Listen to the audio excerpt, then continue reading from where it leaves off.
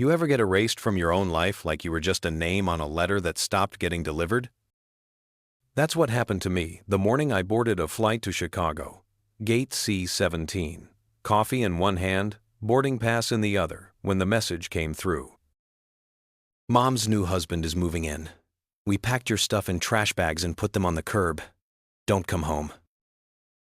No punctuation, no hesitation, just finality. I stared at the screen till my boarding group was called. Then I typed one word, copy. Slid the phone back into my coat pocket. Didn't blink, didn't breathe.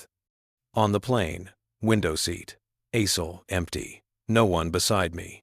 43 minutes into the flight, I opened my laptop. My fingers moved on their own. One encrypted email. One line of instruction. Then I shut it. Ordered black coffee. Watched clouds crawl under the wings like ghosts in retreat. 2 days later, 15 missed calls. One from a federal marshal. That's when I knew the message wasn't about the trash bags. It wasn't the man I'd never met. It wasn't even the fact my son, Ethan, once called him Dad at a school assembly 6 months ago and pretended not to notice. It was the orchestration, the precision, the way they'd planned my erasure so quietly I almost admired it. They'd built a new life inside my old one, brick by brick, room by room. He was a contractor, that's what she said, good with his hands.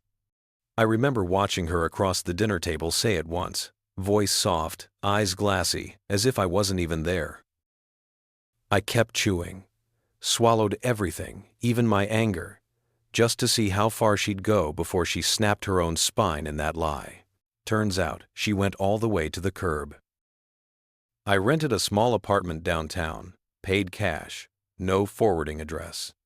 Let them think I was gone. The neighbor across from our old house, a chatty widow, thought I was overseas on assignment. She sent me ring footage every day. I watched him move my daughter's drawings off the fridge, put them in a box marked Donate. Ethan watched through the window, face blank, like he already understood something he couldn't say. Next, I checked her accounts. Passwords unchanged. She was arrogant that way. I found dinner reservations, Airbnb receipts, photos of him in my backyard 6 months before she asked for a divorce. He'd been there long before I knew his name. And that album marked June, her birthday month, unlocked, no password, just proof. The report came in on a Tuesday, encrypted file, Department of Defense verified. Turns out, the man living in my house wasn't just a contractor. He was a defense intelligence asset, wanted in 3 states, under sealed indictments. Alias identities, marriage for green cards, property fraud, money laundering through small family businesses. He'd done this a dozen times. She didn't know she was part of it yet, but her accounts were already flagged. So I printed the report. No staples, no covers, just truth on white paper. Then I drove 2 blocks from home, parked and walked, knocked once. She opened the door in the robe that used to be mine. "Where have you been?" Her voice was low, brittle. I handed her the file, watched her face crumble in slow motion, confusion, recognition, horror.